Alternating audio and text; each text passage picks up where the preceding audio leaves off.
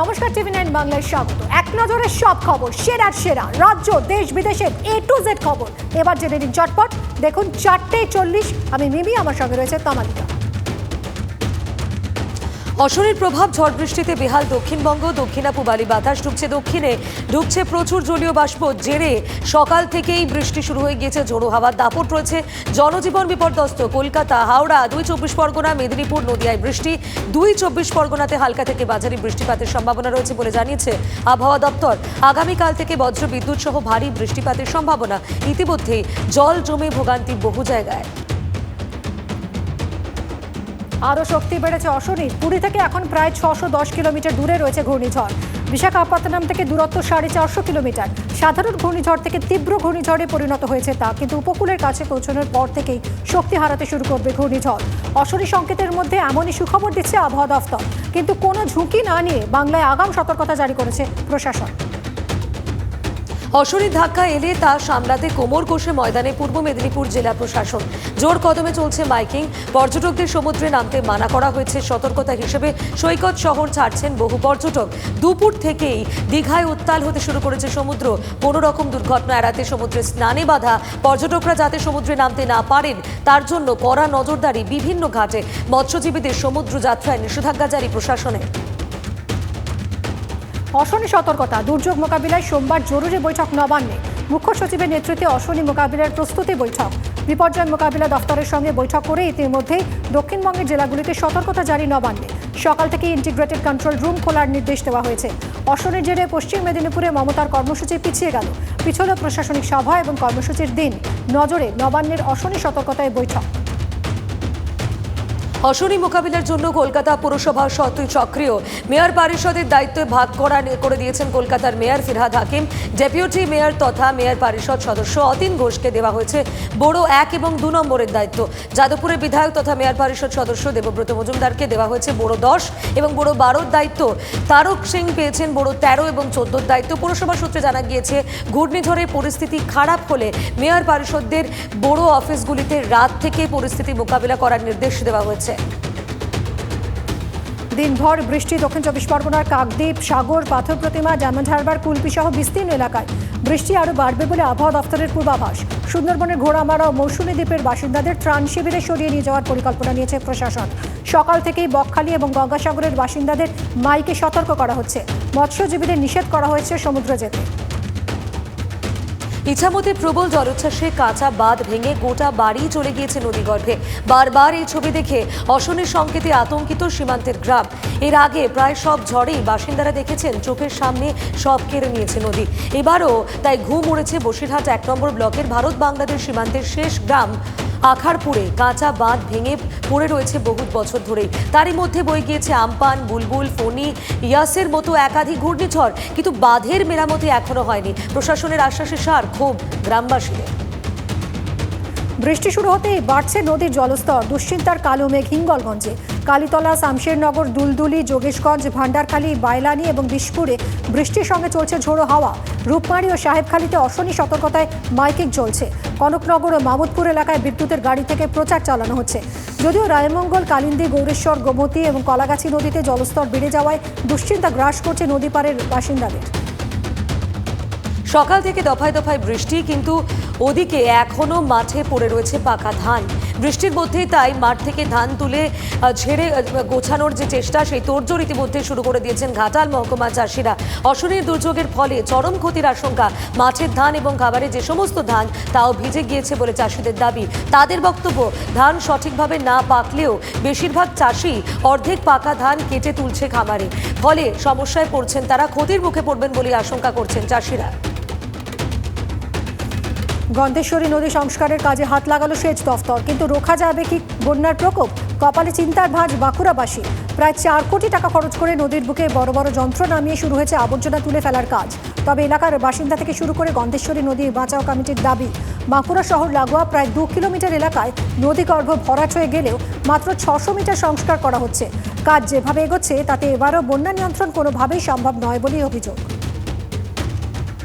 রবি দিবসে কবিগুরুকে ঘিরে বিতর্কিত মন্তব্য। ভাদারে তৃণমূল বিধায়কের ভাষণে শোরগোল।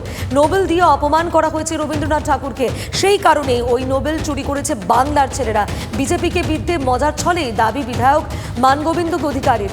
একজন বিধায়ক রবীন্দ্রনাথ সম্পর্কে এমন মন্তব্য কি করে করতে পারেন? এ কি তার দায়িত্বের মধ্যে পড়ে? এটি কি তাই দায়িত্বের নমুনা? প্রশ্ন শিক্ষাবিদদের একাংশ। রবীন্দ্রনাথ নোবেল দিয়ে তাকে অপমান করেছিল বলে আমাদের বাংলার ছেলেরা সেই নোবেলটা চুরি করে নিতে, যার জন্য সিবিআই করে এখন বিজেপি লাফাচ্ছে। দেখুন, সিবিআই সেই নোবেলটা বার করতে পারেনি। আজ 25শে বৈশাখ, কবিগুরু রবীন্দ্রনাথ ঠাকুরের 161তম জন্মজয়ন্তী। কোভিড কাটা কাটিয়ে বাংলায় ফের প্রাণের জোয়ারে কবি দিবস। নানা সাংস্কৃতিক অনুষ্ঠানের মধ্য দিয়ে বিশ্বকবিকে স্মরণ করা হচ্ছে। জন্মবার্ষিকীতে রাজ্য জুড়ে চলছে রবিবন্দনা। জোড়াসাঁকো রবীন্দ্রভারতী শান্তিনিকেতনে আজ দিনভর অনুষ্ঠান। নাচে গানে কবিতায় কবিগুরুকে শ্রদ্ধার্ঘ্য। রবীন্দ্রনাথ ঠাকুরের জন্ম জয়ন্তীতে কবিগুরুকে শ্রদ্ধা জানিয়ে টুইট প্রধানমন্ত্রী নরেন্দ্র মোদী। তিনি লেখেন, গুরুদেব রবীন্দ্রনাথ ঠাকুর জন্ম জয়ন্তীতে তার উদ্দেশ্যে প্রণাম জানাই। ভাবনা চিন্তা এবং কর্মের দ্বারা তিনি আজও লক্ষ লক্ষ মানুষকে অনুপ্রেরণা জুগিয়ে চলেছেন। আমাদের দেশ, সংস্কৃতি এবং নীতিকে নিয়ে গর্বিত হতে শিখিয়েছেন তিনি। ভারতকে তিনি যেভাবে দেখতে চেয়েছিলেন সেভাবেই দেশকে গড়ে তোলার ব্যাপারে সরকার প্রতিশ্রুতিবদ্ধ এবং সেই চেষ্টাই চলছে নিরন্তর। টুইটে বার্তা মোদী। দিনভর রবীন্দ্র জয়ন্তী উৎসব উদযাপন রবীন্দ্র পীঠস্থান বিশ্বভারতী বিশ্ববিদ্যালয়। ভোর 5টায় বিশ্বভারতীর গৌড় প্রাঙ্গণে বৈতালিকের মাধ্যমে অনুষ্ঠান শুরু। সকাল 6টায় বিশ্বভারতীর রবীন্দ্র ভবনে কবিগঞ্জের আয়োজন হয়। সকাল 7টায় বিশ্বভারতীর উপাসনা গৃহে উপাসনা, পরে মাধবী বিতানে সাংস্কৃতিক অনুষ্ঠান। সন্ধেবেলাও যা জারি থাকবে। বিশ্বভারতীর গৌড় প্রাঙ্গণে নৃত্যনাট্যের আয়োজন। কবিগুরু রবীন্দ্রনাথ ঠাকুরের 161তম জন্মজয়ন্তী পালন পানিহাটির পেনেটি বাগান বাড়িতে। রবীন্দ্র স্মৃতি বিজড়িত এই বাগান বাড়িটিতে আয়োজন করা হয় কবি প্রণাম সহ একাধিক সাংস্কৃতিক অনুষ্ঠান। নাচ, গান, কবিতার মধ্য দিয়ে স্মরণ করা হয় বিশ্বকবিকে। রবীন্দ্রনাথ সম্পর্কিত বসে আঁকো প্রতিযোগিতারও অনুষ্ঠান করা হয়েছে এই বাড়িতেই। কবিগুরু প্রতিকৃতিতে শ্রদ্ধা নিবেদন করেছেন কৃষিমন্ত্রী শোভনদেব চট্টোপাধ্যায়, সাংসদ সৌগত রায়, পানিহাটির বিধায়ক নির্মল ঘোষ সহ বিশিষ্টরা। 1500 স্কোয়ার ফিটের রবীন্দ্রনাথ, এভাবেই কবিগুরুর জন্মদিনে তাঁকে শ্রদ্ধা দাসপুরের দুই শিল্পী। পাঁচবেরিয়া স্কুল মাঠে টানা দুদিন ধরে দিনরাত কাজ করে তাঁরা গড়ে তুলেছেন এই অনন্য সৃষ্টি। শিল্পী সায়েন্দ্রনাথ বেরা এবং জয়ন্ত পাখিরার অভিনব কীর্তি। 114টি থার্মোকলের উপর বিশ্বের সবচেয়ে বড় রবীন্দ্রনাথের ছবি আঁকার দাবি। ঘাটালের মহকুমা শাসক নিজেও পৌঁছে যান এই সৃষ্টি দেখতে। হাজির দাসপুরের বিধায়ক মমতা ভূঁইয়াও। প্রশাসনিকভাবে এই সৃষ্টির সংরক্ষণ করা যায় কিনা তার চেষ্টা চলছে। বিজেপির গোষ্ঠী কোন্দল ফের প্রকাশ্যে। এবার রবীন্দ্র জয়ন্তী পালন নিয়ে দুই ভাগে বিভক্ত জলপাইগুড়ির বিজেপি শিবির। দুই যুযুধান গোষ্ঠী আমনে সামনে। ডিবিসি রোডে অবস্থিত বিজেপির জলপাইগুড়ি জেলা কার্যালয়ে এক কার্যালয়ে বসেন বিজেপির বর্তমান জলপাইগুড়ি জেলা সভাপতি বাপি গোস্বামী। আর একটি পার্টি অফিস থেকে 100 মিটার দূরেই বিজেপির প্রাক্তন জেলা সভাপতি তথা বর্তমানে বিজেপির রাজ্য কমিটির সদস্য দীপেন প্রামাণিকের অফিস। এই দুই পার্টি অফিসে আজ রবীন্দ্র জয়ন্তী পালন করা হয়েছে, যা নিয়ে ঘোর অস্বস্তিতে পদ্ম শিবির। তৃণমূলের বিরুদ্ধে ভোট পরবর্তী হিংসার অভিযোগ তুলে ফের পথে দিলীপ ঘোষ। খড়গপুর শহরে বিজেপির বিক্ষোভ অবস্থানের মঞ্চে হাজির বিজেপির সর্বভারতীয় সহসভাপতি। 7ই মে থেকেই গোটা রাজ্য জুড়ে বিভিন্ন জায়গায় শুরু হয়েছে বিক্ষোভ কর্মসূচি। সেই মতো খড়গপুর শহরেও পথে প্রতিবাদে সামিল পদ্ম শিবিরের নেতাকর্মীরা। এদিন বিক্ষোভ মঞ্চে প্ল্যাকার্ড হাতে প্রতিবাদে সামিল হন দিলীপ ঘোষ। ডাক্তারদের চড়ের নিদান, নয়া বিতর্কে তৃণমূল বিধায়ক নির্মল মাঝি। মালদা মেডিকেল কলেজে চিকিৎসকদের একাংশকে হুমকি দেওয়ার অভিযোগ উঠছে তাঁর বিরুদ্ধে। চিকিৎসকরা কাজ না করে কেবল মাইনে নেন, অভিযোগ করেন নির্মল মাঝি। মালদা মেডিকেল কলেজ হাসপাতালে এক অনুষ্ঠানে হাজির হয়ে সেখানে দাঁড়িয়ে হাসপাতালের অধ্যক্ষ, সুপার এবং সহকারী সুপারদের হুঁশিয়ারি তার। তারা ন্যূনতম মেডিকেল এথিক্সটা মেনটেন করছে না, তাই শিবজ্ঞানে দেবজ্ঞানে এরা পুজো পাবে না। এরা চপেটাঘাতি পাবে, এরা চপেটাঘাতি পাবে, এরা চপেটাঘাতি পাবে। ইসলামপুর থেকে কবিগঞ্জ শেষে বাড়ি ফেরার পথে দুর্ঘটনার শিকার বিজেপি বিধায়ক অসীম সরকার। বিধায়কের গাড়ি সহ পুলিশের গাড়িও পথ দুর্ঘটনার কবলে। অসীম সরকার সহ বেশ কয়েকজন জখম হয়েছেন। ঘটনাটি ঘটে চাকুলিয়া থানার কানকি সংলগ্ন বিহারের কিষানগঞ্জ থানা এলাকায় 31 নম্বর জাতীয় সড়কে। পুলিশ সূত্রে খবর, বিধায়কের গাড়িটি খারাপ হয়ে গিয়েছিল। খবর পেয়ে পুলিশ পৌঁছয়। তার কিছুক্ষণের মধ্যে লরির ধাক্কা পরপর দুটো গাড়িতে। স্থানীয়রা উদ্ধার করে হাসপাতালে নিয়ে যায় তাদের। চাকদায় তৃণমূল কর্মীকে লক্ষ্য করে গুলি চালানোর ঘটনায় 3 জনকে গ্রেপ্তার করল চাকদা থানার পুলিশ। আক্রান্ত তৃণমূল কর্মী নারায়ণ দে যে এলাকার বাসিন্দা, ধৃতরা সেখানেই থাকেন। ফলে এই ঘটনা ঘিরে তীব্র উত্তেজনা চাকদা পৌরসভার 8 নম্বর ওয়ার্ডের গৌড়পাড়ায়। নারায়ণের স্ত্রী জানিয়েছেন, তার স্বামী এলাকার তৃণমূল সভাপতি রত্না ঘোষ করের ঘনিষ্ঠ। নারায়ণকে গুলি করার অভিযোগ যে 3 জনকে গ্রেপ্তার করা হয়েছে তারাও তৃণমূল কর্মী বলেই দাবি করেছেন তার স্ত্রী। গোষ্ঠীদ্বন্দ্বের জেরেই নারায়ণকে গুলি করা হয়েছে বলে সন্দেহ পরিবারে। ঝালদা পুরসভার কাউন্সিলর তপন কান্দু হত্যা মামলায় আবারও আইসিকে ডেকে পাঠালো সিবিআই। এরপরেই ঝালদা বন দফতরের বাংলোয় সিবিআই এর অস্থায়ী ক্যাম্পে হাজির ঝালদা থানার আইসি সঞ্জীব ঘোষ। সাধারণ পোশাকি হাজির, চলে জেরা। এর আগেও আইসিকে কয়েক প্রশ্ন জিজ্ঞাসাবাদ করেছিল সিবিআই। একই দিনে 2 দফায় 7.5 ঘন্টা জেরা করা হয়েছিল তাকে। তপন কান্দু খুনে নিহতের স্ত্রীর দাবি, আইসি তার স্বামীকে তৃণমূল কংগ্রেসে যোগ দিতে চাপ দিতেন। অভিযোগের সারবত্তা আছে কিনা খতিয়ে দেখছেন কেন্দ্রীয় গোয়েন্দারা। সাত সকালে ইসরোর বিজ্ঞানীর বাড়ির বাইরে থেকে তাজা বোমা উদ্ধার করল পুলিশ। বসিরহাটের সাইপাড়ার বাসিন্দা শ্যামসুন্দর দত্তের বাড়ির বাইরে সিঁড়ির থেকে একটি বোমা উদ্ধার। রবীন্দ্র জয়ন্তী পালন করার জন্য সকালে ফুলের মালা কিনতে বেরিয়েছিলেন শ্যামসুন্দরের বাড়ির লোকজন। তারা দেখেন বাড়ির সিঁড়িতে একটি তাজা বোমা পড়ে রয়েছে। বসিরহাট থানার পুলিশ গিয়ে বোমা উদ্ধার করে। কারা বোমা রাখলো তার তদন্ত শুরু করেছে পুলিশ। ফের জলাভূমি ভরাট। এবারে 1 কিলোমিটার দীর্ঘ বিশাল দিঘি ভরাটের অভিযোগ ঘিরে তোলপাড় মালদায়। TV9 বাংলার ক্যামেরায় ধরা পড়ল সেই বেআইনি কাজ কারবারের ছবি। মানিকচকের মথুরাপুর খয়রাবাদ এলাকায় রাতের অন্ধকারে পাম্প চালিয়ে দিঘির জল বাইরে ফেলে দেওয়া চলছে। তারপর দিনে দিঘি ভরাট করতে ব্যস্ত জমি মাফিয়ারা। এই জলাভূমি মথুরাপুর অঞ্চলের বিস্তীর্ণ এলাকার জল নিকাশির একমাত্র উপায়, আর সেখানেই এই কাণ্ড। বিষয়টি স্বীকার করে নিয়ে ব্যবস্থা নেওয়ার আশ্বাস পঞ্চায়েতের তরফে। নিজেকে মানবাধিকার সংগঠনের আধিকারিক পরিচয় দিয়ে তোলা আদায়ের ছক, তবে কাজ হাসিলের আগেই পুলিশের জালে প্রতারক। বাঁকুড়া জয়পুরের গেলিয়া এলাকার ঘটনা। অভিযোগ, গত 4 মে এলাকার একটি পেট্রোল পাম্পে এক যুবক মানবাধিকার সংগঠনের ছাপমারা বাইক নিয়ে আসে। নানা হম্বিতম্বির পাশাপাশি হুমকি দিয়ে 1 লক্ষ টাকা দাবি করে সে। অভিযোগ পাম্পের মালিকের। সিবিআই এর নামে করে ভয়ও দেখিয়েছে তার এই যুবক, এমনটাই অভিযোগ। এরপর 40,000 টাকা দিয়ে দেন পেট্রোল পাম্পের মালিক। তারপরই লাগাতার হুমকি আসতে থাকে। পুলিশের দ্বারস্থ হন তিনি। গ্রেপ্তার হয়েছে অভিযুক্ত। আন্ডারপাসে কোমর সমান জল জমে দুর্ভোগ চরমে। এর প্রতিবাদে বালুরঘাটগামী গৌড় লিঙ্ক ট্রেন আটকে বিক্ষোভ শতাধিক গ্রামবাসী। ঘটনাটি ঘটেছে দক্ষিণ দিনাজপুর জেলার বালুরঘাটের সৈয়দপুর ক্ষীরপুকুর এলাকায়।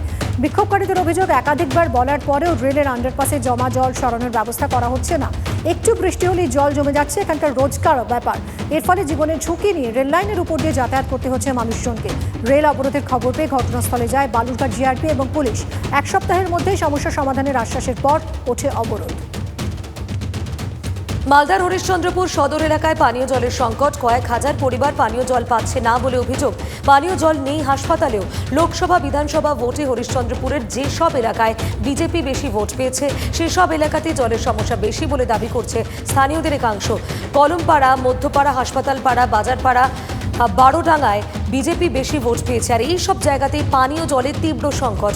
অথচ তৃণমূল যে সমস্ত এলাকায় বিজেপির থেকে বেশি ভোট পেয়েছে সেখানে পানীয় জলের সংকট নেই, এমনই দাবি পদ্ম শিবিরের। ব্যস্ত রাস্তায় দেদার তোলাবাজি। টোলের নামে বীরভূম জুড়ে জায়গায় জায়গায় টাকা আদায়। দেউচা ব্রিজের কাছে জোর জুলুমের অভিযোগ। পুলিশের সঙ্গে তর্ক বিতর্কে জড়ালেন বিজেপি বিধায়ক। তীব্র উত্তেজনা এলাকায়। অভিযোগ, রাস্তায় 60 গাড়ি দাঁড় করিয়ে অবাধে চলছে টাকা তোলা। খোদ উর্দিধারীরাই জড়িত বলে অভিযোগ। দিনের পর দিন এই বেআইনি কারবার চলছে দাবি স্থানীয়দের একাংশে। প্রেমিকার সঙ্গে মোবাইল ফোনে কথা বলতে বাধা দেওয়ায় তরুণীর বাবাকে পিটিয়ে মারার অভিযোগ প্রেমিক এবং তার বন্ধুর বিরুদ্ধে। ঘটনাটি ঘিরে তীব্র উত্তেজনা কোচবিহারের মাথাভাঙা 2 নম্বর ওয়ার্ডের বাঁধেরপাড় এলাকায়। মৃতের নাম শিবু চন্দ। তাকে পিটিয়ে মারার অভিযোগে গ্রেপ্তার বিশাল মণ্ডল।